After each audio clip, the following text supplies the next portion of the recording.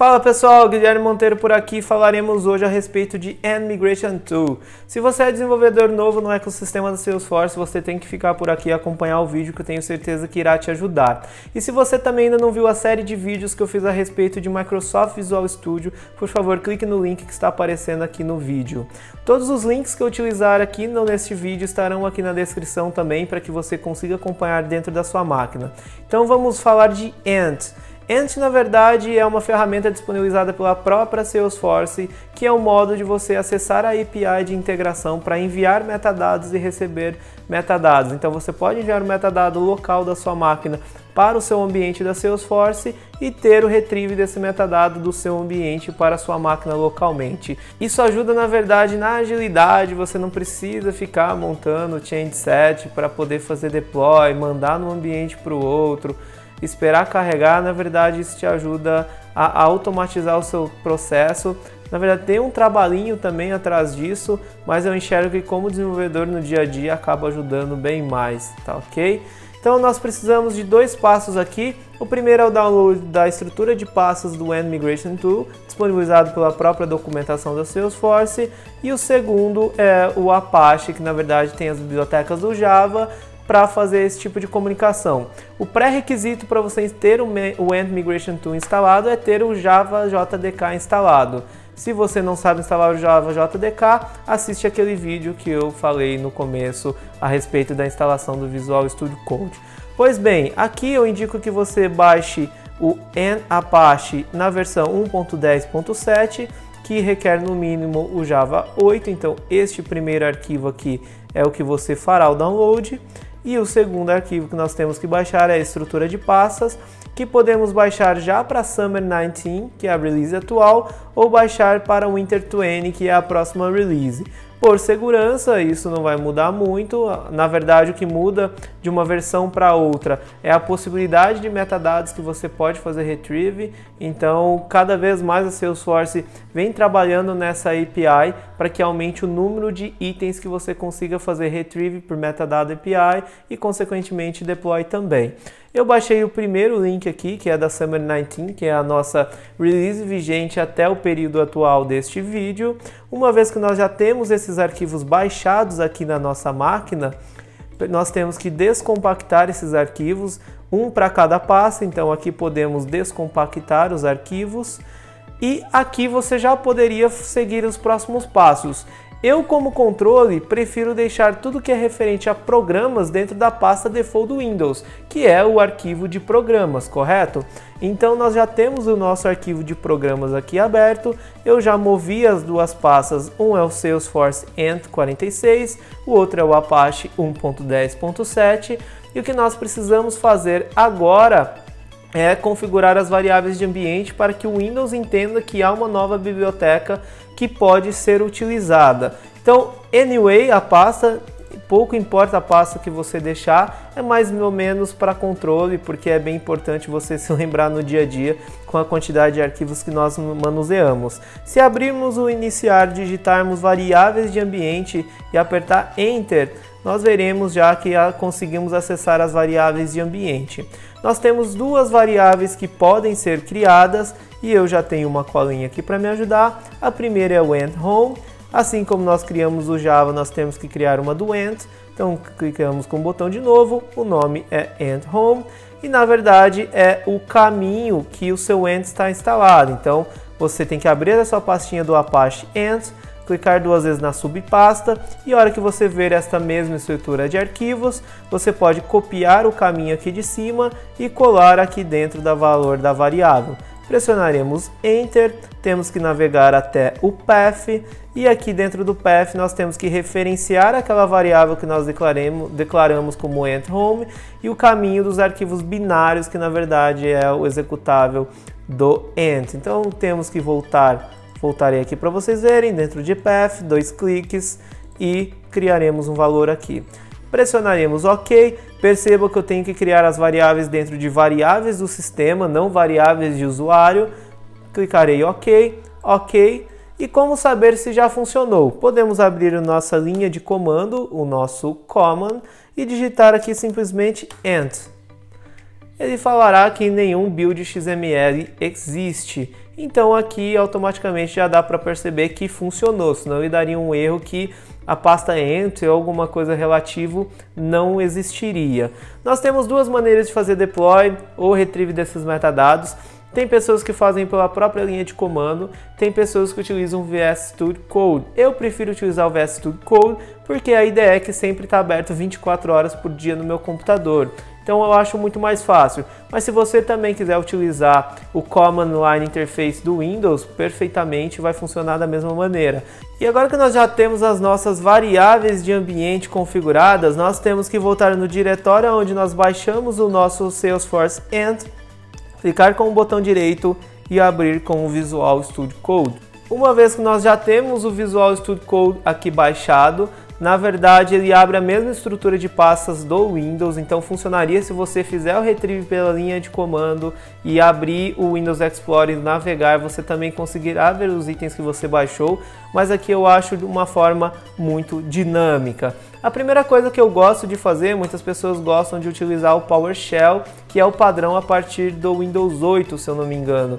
Eu sou arcaico, gosto de utilizar o Command Line Interface padrão do Windows, então eu cliquei aqui. Vamos mudar para o prompt padrão do Windows, podemos fechar a nossa janela e se o seu Visual Studio Code não abrir com o prompt, não se aveste, clique Ctrl Shift aspas, que teremos o nosso terminal com o nosso Command Line Interface aberto.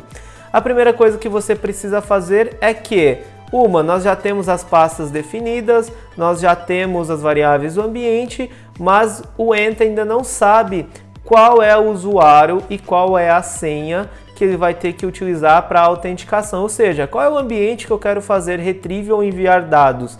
Então nós temos um arquivo aqui chamado build properties, que é o arquivo que nós abriremos. Esse arquivo ele traz um SF username e um SF password. Aqui eu já tenho o meu configurado, porém o que você tem que digitar é o mesmo usuário que você utiliza para logar dentro do Salesforce e a mesma senha. O diferente que você tem que fazer é, na frente da sua senha, sem espaço ou caracteres especiais, você tem que colocar o seu token de acesso àquele ambiente. Não sabe o que é token de acesso? Vamos comigo que eu te mostro também.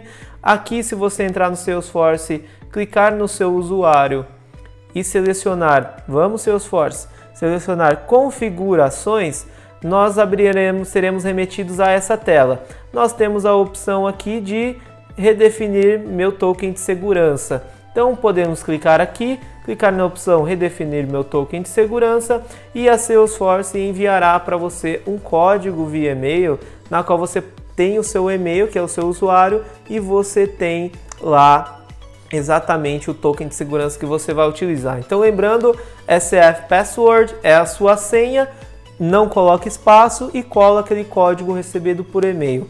Uma vez que você colocou em Build Properties, pode pressionar File Save ou Ctrl S para salvar e você não vai precisar fazer esse step a não ser que você vá mudar de ambiente, ou se a gente estiver falando de um ambiente de Developer Edition, é um ambiente como se fosse produção. Mas se você estiver utilizando isso numa Scratch.org ou estiver utilizando numa Sandbox, lembre-se também de mudar a URL aqui embaixo, que é o SF Server URL, para que você consiga fazer o login no ambiente correto. Então aqui, como é uma Developer Edition, nós temos login.salesforce, mas no seu caso, se você estiver utilizando no dia a dia, provavelmente você terá que mudar para test.salesforce.com. Sem mais delongas, temos a nossa estrutura pronta para receber algum arquivo e aqui a estrutura de pasta funciona da seguinte maneira. Aqui nós temos uma pasta que chama Retrieve Unpacked. O Retrieve Unpacked ele vai receber todos os arquivos e metadados que nós fizermos o download.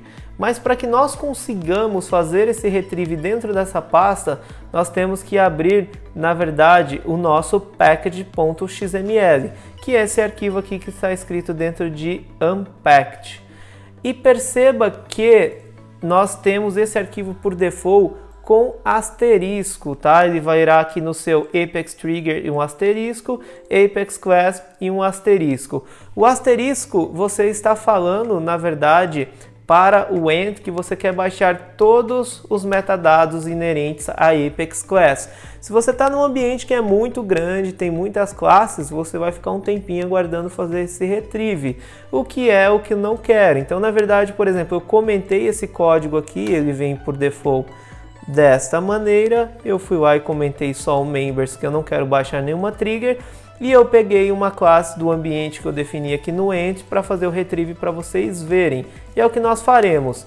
Aqui ele geralmente já abre na estrutura padrão do Ent. Então, por exemplo, se acontecer de não abrir na estrutura padrão e abrir, por exemplo, assim, só no C2 pontos, nós temos que encontrar justamente qual é o diretório que está essa pasta do Retrieve Unpacked.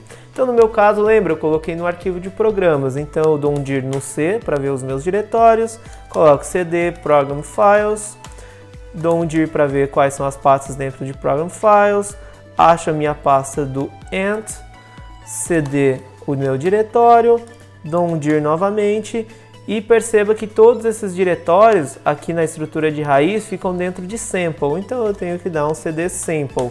Na grande maioria das vezes o seu Ent vai iniciar dessa forma e você só tem que dar um cd sample para entrar na estrutura de pasta. Então cd, o nome da pasta avança, cd dois pontos retrocede, cls limpa e vamos de novo para dentro da nossa estrutura de pastas. Ok, já temos o nosso package XML pronto. Então lembrando, abrimos a pasta do Ent dentro do Visual Studio Code, definimos a nossa URL, login e senha junto com o token, editamos o nosso package para colocar quais são os metadados que queremos fazer o retrieve e vamos fazer o retrieve. Então temos que digitar Ent retrieve unpacked.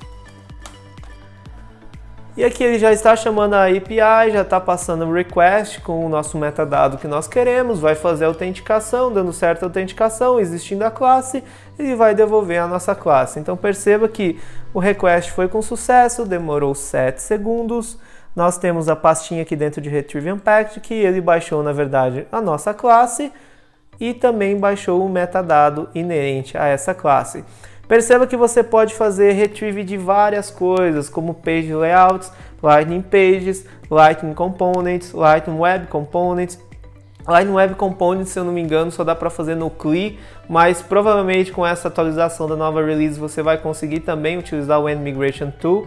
E é uma mão na roda, pessoal. Para quem é desenvolvedor no dia a dia, ao invés de ficar fazendo change set, colocando componente, mandando para outro ambiente, o atraso, aqui é muito mais rápido.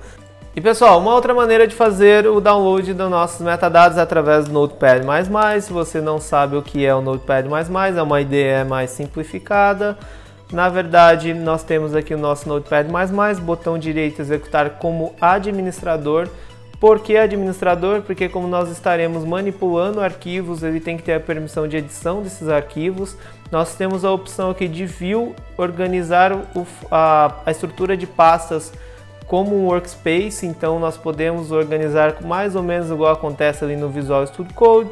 Nós podemos clicar com o botão direito, adicionar, procurar aonde está o nosso Visual Studio Code, que eu já não lembro mais, brincadeira, C2 pontos, arquivos de programas e aqui Salesforce Ent, ok? Podemos clicar OK e aqui está a nossa estrutura. Se nós navegarmos dentro de Retrieve Unpacked, você verá que nós temos a classe que nós baixamos lá no Visual Studio Code. Assim como se nós entrarmos dentro do Packed, você verá que nós temos a classe que nós baixamos anteriormente aqui dentro. Vamos baixar mais uma classe? Eu peguei uma outra classe lá do meu ambiente do Salesforce, se chama BatLeadConvert. Não se esqueça de salvar o package, que é File Save, ou Ctrl S, e aqui nós podemos chamar o nosso command. Há duas maneiras, tá? Você pode abrir o command como modo de administração, você pode clicar aqui dentro de sample e command here. E perceba que ele já abre dentro de sample. Se você não fizer isso e abrir o command direto, perceba que ele não vai na estrutura de pastas, então é muito mais cômodo clicar aqui em cima, Command Here, e vamos lá para o nosso deploy, Ent Retrieve Unpacked. Perceba que, como eu já estou rodando em modo de administração, o UI também já roda com modo de administração. Então, Visual Studio Code, Notepad++, o próprio Common sempre roda em modo de administração, porque você pode ter algum erro. E aí você pensa que algum erro de configuração, na verdade, é simplesmente por não estar rodando o Windows, né, gente? Então aqui 8 segundos, tivemos o retrieve da nossa classe e com sucesso nós já temos o retrieve aqui da nossa classe chamado BatLibConvert, ok? Então aqui nós conseguimos até fazer um desenvolvimento, se eu quiser ver aqui, ele não tem Apex, mas o mais aproximado é um Java. Nós podemos pegar o metadado e injetar na estrutura de XML. E é isso, pessoal. Deixa os comentários aqui que se tiverem alguma dúvida. Espero ter ajudado bastante a você entender um pouquinho mais de Metadata API. Curta, compartilhe, se inscreva e eu te vejo no próximo vídeo. Meu até breve.